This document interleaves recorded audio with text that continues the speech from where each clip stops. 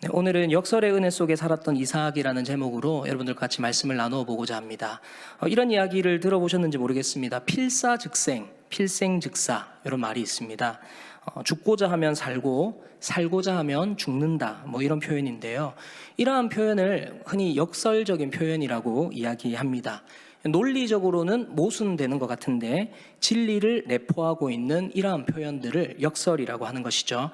작은 거인, 착한 거짓말 뭐 이런 것들처럼 언뜻 들으면 말이 안 되고 논리적으로 상식적으로는 이해가 안 되는 것들인데 자세히 생각해 보면 말이 되고 이해가 되고 받아들여질 때에 이런 역설적인 상황을 통해 우리는 더 큰 진리를 깨달을 수 있게 되어집니다.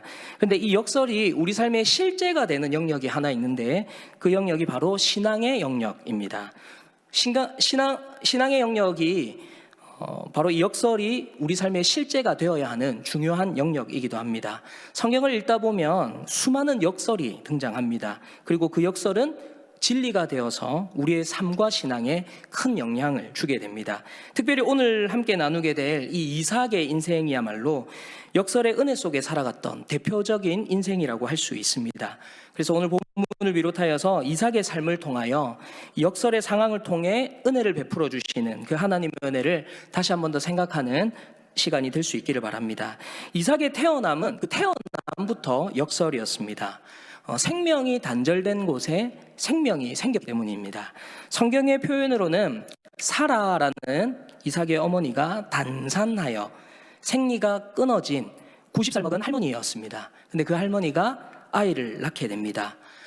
심지어 이 역설의 당사자인 아브라함과 사라조차도 이 일은 말도 안 된다며 하나님의 사자에게 웃어 넘기려 했던 사건이 있었습니다. 그런데 인간은 안 된다고 하는데 하나님은 된다고 하세요. 그래서 구체적인 날짜 1년 뒤 그리고 구체적인 이름 이삭이라고 지어라 라고 직접 말씀해 주셨습니다. 그리고 그렇게 태어난 아들이 바로 이삭이었습니다. 90세가 넘은 할머니가 첫 아들을 낳고 듣는 자가 다 웃으리로다 라고 이야기합니다. 웃을 일이 없던 사라의 인생에 진짜 웃음을 주게 되었던 이삭의 탄생이었습니다. 근데 이삭이 경험한 역설은 이게 다가 아닙니다. 죽음에 순종하니까 생명을 얻은 경험도 하게 됩니다. 이삭이 태어난 후 한 15년 이상이 흘렀을까요? 하루는 아버지 아브라함이 이삭을 부르더니 번제를 드리러 가자고 이야기합니다. 3일 길을 모리아산만 바라보고 가던 아버지가 산 아래에 도착해서는 종들을 보고는 기다리라고 하고 나귀가 짊어지고 온 나무를 이삭 보고 다 짊어지고 모리아산으로 올라가자고 합니다. 이삭은 자신을 번제로 드리려고 준비한 나무인 줄도 모르고 아버지 아브라함과 모리아산으로 열심히 올라갑니다. 정해진 장소에 도착하니까 아버지 아브라함이 번제단을 만들더니 갑자기 이삭을 결박하고 번제단에 눕히고 칼을 높이 쳐들어서 이삭을 죽이려고 합니다. 근데 이 상황에서 이삭은 죽음을 받아들입니다. 어떻게 알 수 있냐면 이삭이 반항을 안 해요. 아버지가 묻고 번제단에 눕히고 칼을 드는데 이삭이 반항을 하지 않습니다. 당시 이삭 나이가 아마 17, 8세 정도로 추정이 되고 아브라함은 그거보다 100살이 많으니까 117, 8세 정도 되겠죠. 그러니까 나이가 상당한 할아버지와 나무짐을 지고 산에 오를 만한 건장한 청소년이 청년이라고 표현해야 되겠네요. 이 청년이 힘으로 붙든다면 누가 이길 수 있겠습니까? 청년이 작정하고 반항을 한다면 아브라함은 이삭을 묶기는커녕 번제단도 다 무너지고 도리어 역으로 공격을 당할 수도 있었을 텐데 이삭은 그 아버지 아브라함의 마음을 이해했는지 아니면 자기의 상황을 받아들였는지 그것도 아니면 하나님께서 그 상황에서 이삭에게 순종할 믿음을 주셨는지 성경이 자세하게 이야기하고 있지는 않지만 이삭은 어떤 반항도 하지 않고 그냥 일의 순리대로 그대로 순응하는 모습을 보여줍니다. 그래서 아브라함이 자신을 묶고 번제단에 눕히고 칼을 높이 들어 찌르려고 하는데도 성경 가운데 아브라함이 한순간도 망설인 흔적이 없습니다. 이삭이 소리 한번 지르지 않고 반항 한번 하지 않고 그 아버지가 하는 대로 그대로 몸을 내맡겼다는 것입니다. 그러니까 아들을 바치는 아브라함도 대단하지만 그 아버지의 모습을 지켜보면서 죽음을 받아들이고 있는 이삭도 참 대단하다고 할 수 있습니다. 심지어 아브라함은 진심이었습니다. 그냥 아들을 찌르는 신용이나 해서 그냥 대충 하나님의 시험을 한번 넘겨보려는 그런 마음이 아니라 진짜로 죽이려는 마음으로 칼을 들어서 휘둘렀던 것이죠. 오죽했으면 하나님의 사자가 아브라함을 급하게 2번이나 부르면서 이삭의 몸에 손도 대지 말아라고 이야기를 했겠습니까? 그래서 히브리서는 이 상황을 이렇게 표현을 합니다. 히브리서 11장 19절을 보면 그가 하나님이 능히 이삭을 죽은 자 가운데서 다시 살리실 줄로 생각한지라 비유컨대 그를 죽은 자 가운데서 도로 받은 것이니라. 그러니까 이삭을 표현할 때 죽은 자 가운데서 도로 받았다 이렇게 표현을 합니다. 이처럼 이삭이 죽음을 받아들이고 순종하자 역설의 상황이 생겨났죠. 이삭이 죽지 않고 하나님이 숫 양을 준비해 주셔서 이삭 대신 죽게 하시고 이삭은 살게 하십니다.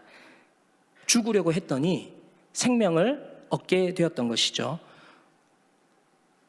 오늘 본문도 그렇습니다. 사실 오늘 우리가 읽은 본문에도 이런 역설의 상황이 또다시 그려집니다.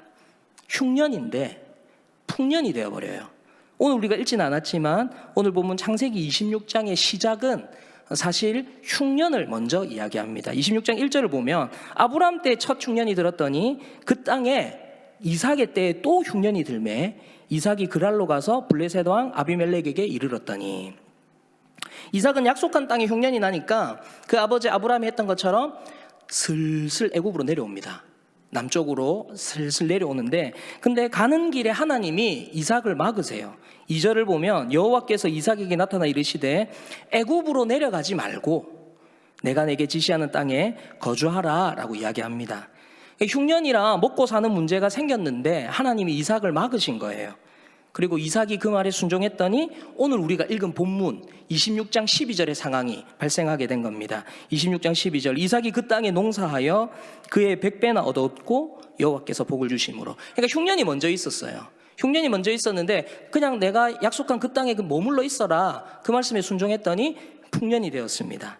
게다가 13절과 14절 그 사람이 창대하고 왕성하여 마침내 거부가 돼요. 그러니까 성경이 그냥 대충 성공한 정도가 아니라 창대하고 왕성하고 아주 극단적인 표현이죠. 거부가 돼요. 14절 양과 소가 떼를 이루고 종이 심이 많음으로 계속해서 좀 강조가 되지 않습니까? 이삭이 받은 복이 이게 보통 축복이 아니었다는 것이죠. 그러니까 흉년이 풍년이 된 것도 모자라서 이삭이 감당하지 못할 정도의 어마어마한 축복을 부어주셨던 것입니다. 문제는 이 축복이 역설적으로 고통이 되는 것도 오래 걸리지는 않았습니다. 축복을 받으니까 고통이 생겨나요.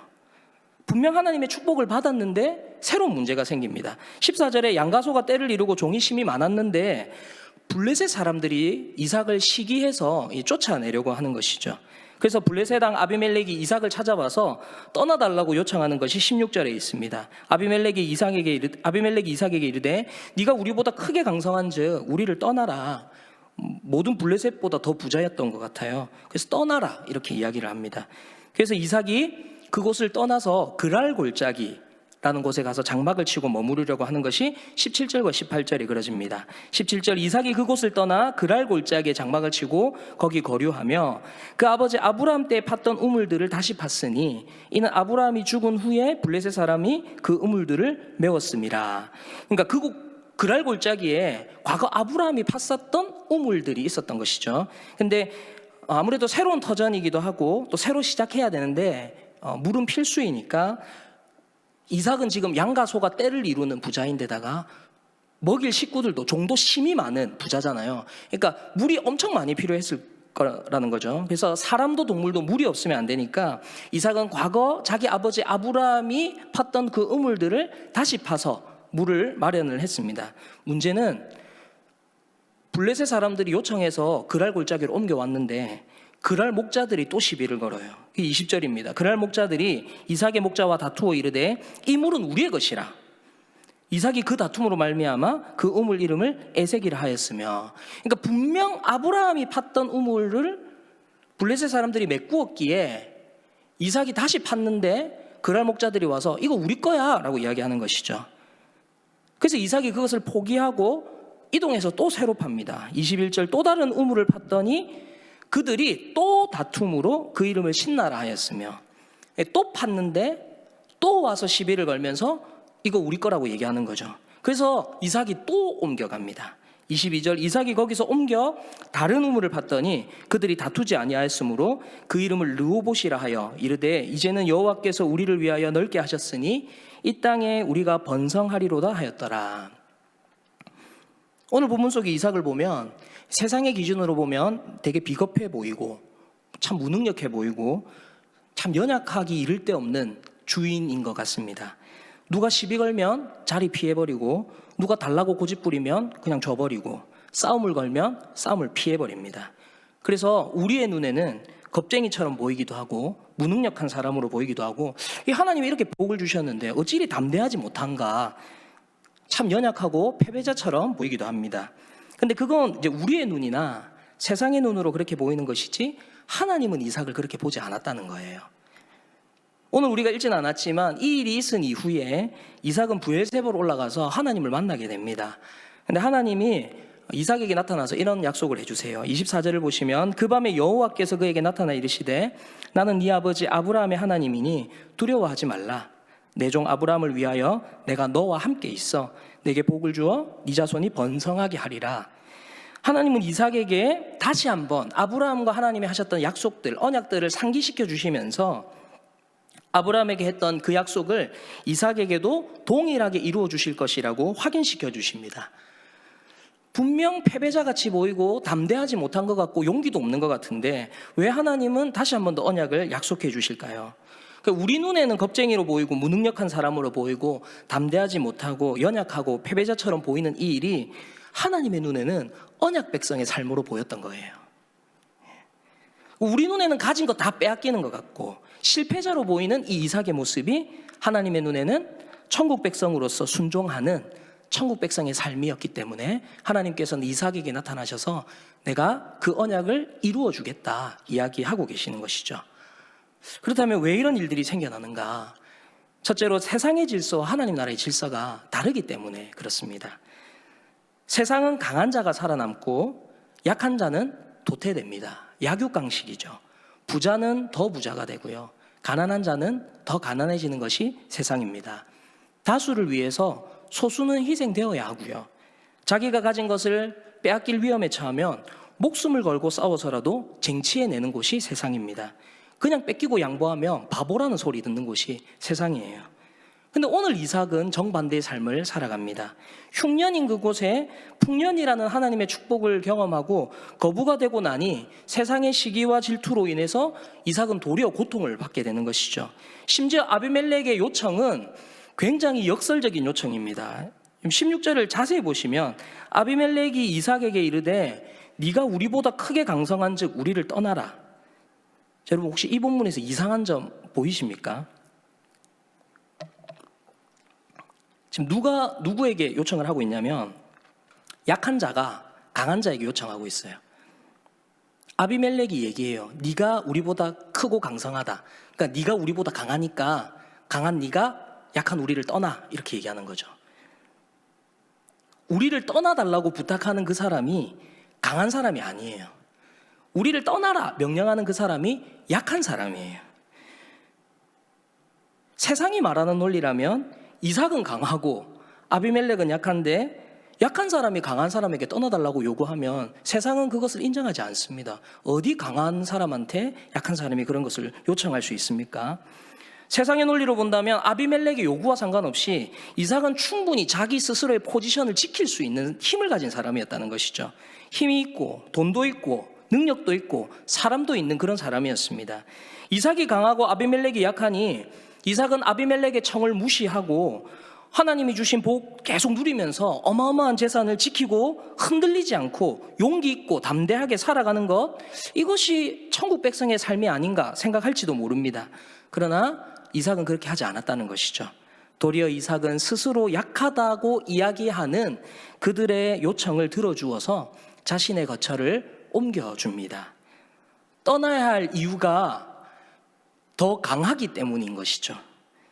그들의 요구에 이삭은 그들과 경쟁하거나 변명하거나 다툼을 일으키지 않고 그냥 불편한 것을 택해버립니다.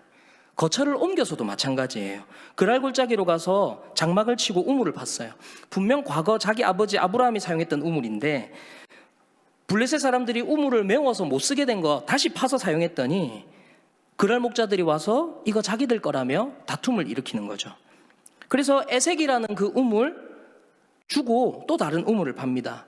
또 다른 우물을 팠더니 또 와서 고집을 부려요. 그래서 신나라고 부르는 그 우물도 그냥 줘버립니다. 그리고 이삭은 또 다른 곳에 가서 르호봇이라는 우물을 팝니다. 분명 내 건데, 이거 우리 가족 건데, 분명 하나님이 주신 건데 오히려 자기들 거라고 억지 부리는 그랄 목자들에게 논리적으로 이성적으로 막 설명하지 않습니다. 이거 원래 내 거야 주장하지 않는다는 거예요.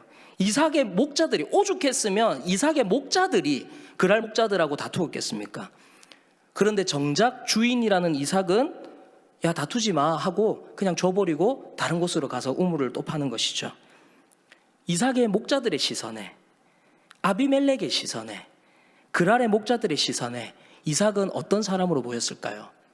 참 양보심이 많고 자비롭고 사랑이 넘치는 그런 사람으로 보였을까요? 아닐 겁니다. 도리어 약해 보이고 미련해 보이고 당당하지 못하고 뭔가 캥기는 것이 있는 것 같고 패배자로 비추어졌을 겁니다. 심지어 저런 주인을 믿고 내가 어떻게 목자 노릇을 할 수 있을까 걱정했을지도 몰라요. 그러나 세상 사람들의 눈에 그렇게 보였어도 우리 하나님의 눈에는 그렇게 보이지 않았다는 거예요. 이삭의 삶이 잘못된 것이 아니라 그렇게 욕심내고 다투는 사람들이 문제인 것이지 이삭의 삶은 패배자의 삶이 아닌 하나님의 질서를 따르는 천국 백성의 삶이었다는 것입니다. 그래서 하나님은 낙심해 있을 이삭에게 나타나셔서 도리어 언약을 재확인시켜 주심으로 네가 잘못하고 있는 거 아니야. 너 지금 내 뜻대로 잘 살고 있어. 그래서 내가 네 아버지 아브라함에게 했던 약속 너에게 다 지켜줄 거야. 그 얘기를 해주시며 이삭의 삶을 응원해 주고 계신 것이죠. 둘째로 특별함만이 은혜가 아니라 일상이 은혜인 것을 오늘 본문을 통하여 알게 됩니다.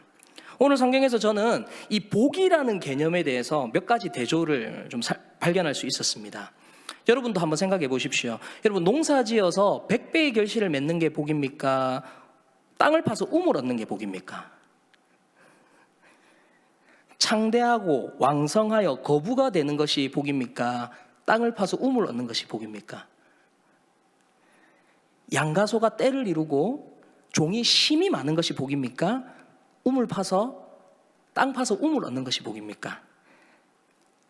우리 눈에는 인생 가운데 찾아오는 어떤 특별한 순간들, 100배의 결실, 거부가 되는 것, 양가소가 힘이 많은 것, 재산이 힘이 많은 것, 이런 것들이 은혜로 생각되어지지만 그러다 보니 일상의 은혜는 당연하다 여기고 쉽게 넘어가는 경우들이 많이 있습니다.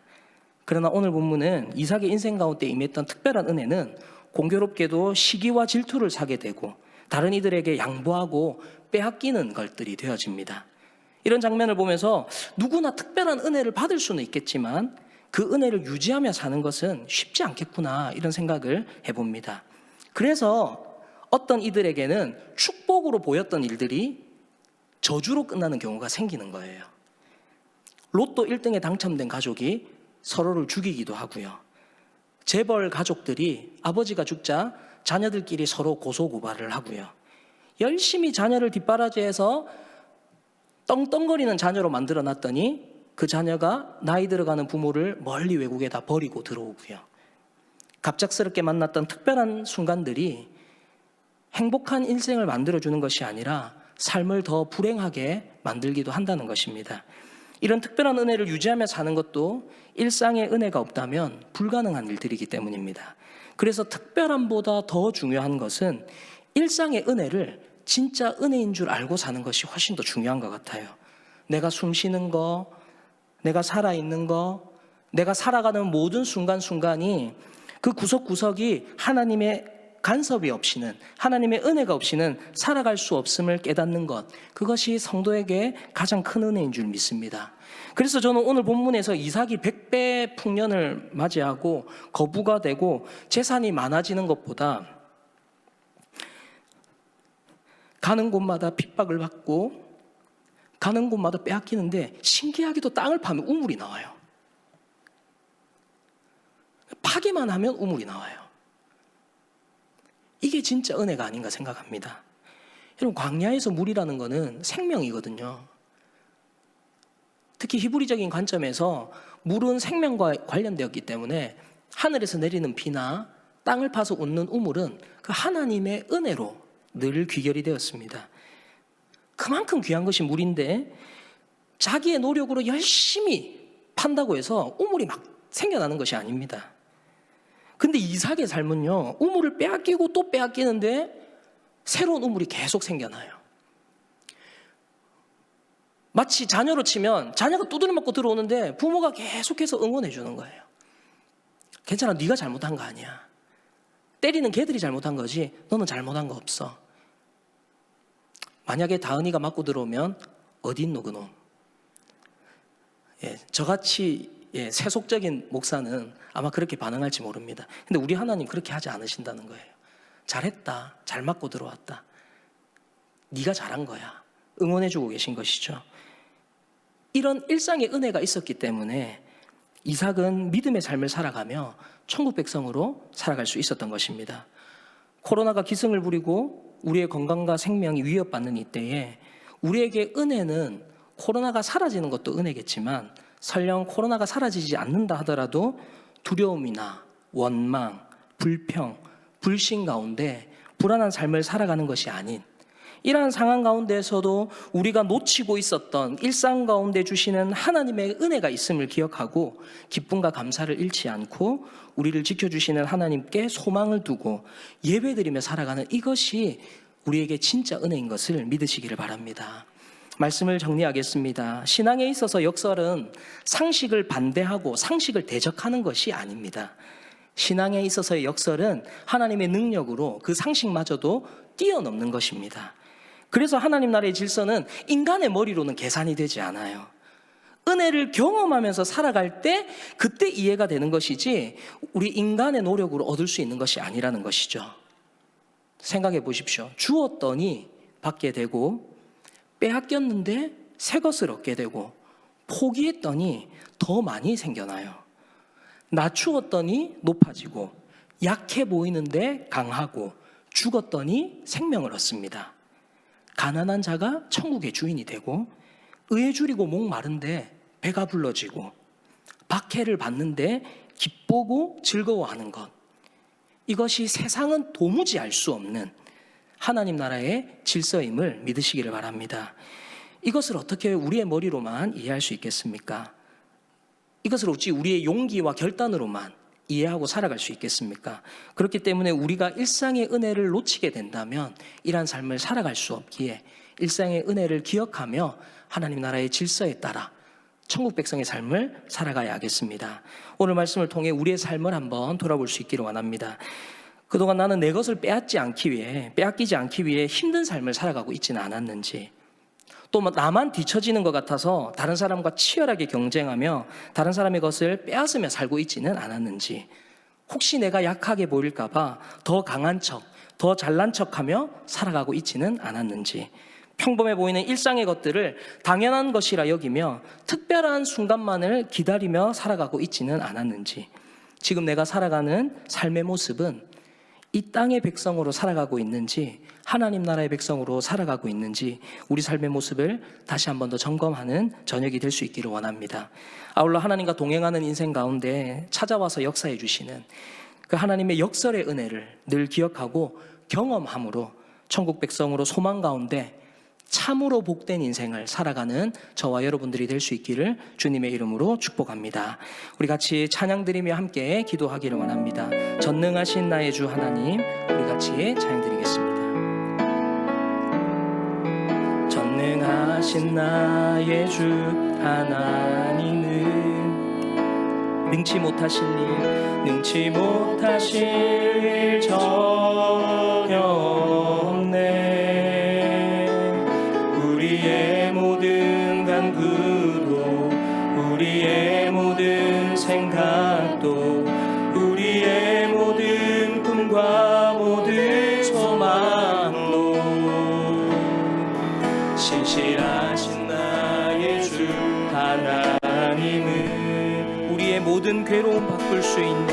우리의 모든 괴로움 바꿀 수 있네. 불가능한 일 행하시고 불가능한 일 행하시고 죽은 자를 일으키시니 그를 이길 자 아무도 없네. 주의 말씀 의지하여 주의 말씀 의지하여 깊은 곳에 금을 던져 오늘 그가 놀라운 일을 이루시는 것 보라. 주의 말씀 의지하여 믿음으로 금을 던져 믿는 자에게 능치 못할. 우리 한 번 더 찬양하겠습니다. 전능하신 나의 주, 전능하신 나의 주 하나님은 능치 못하실 일 전혀 없네. 우리의 모든 간구도 우리의 모든 생각도 우리의 모든 꿈과 모든 소망도 신실하신 나의 주 하나님은 우리의 모든 괴로움 바꿀 수 있네.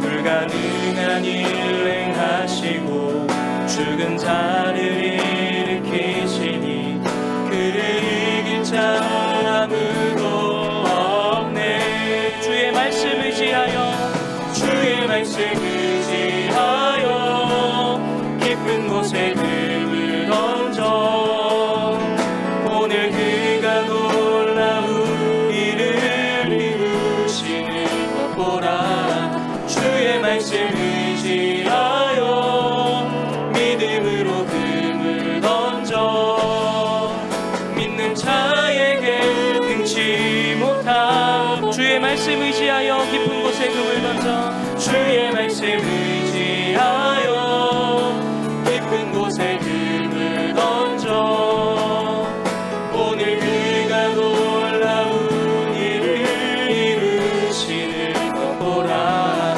주의 말씀 의지하여 믿음으로 금을 던져 믿는 자에게 능치 못함 없네.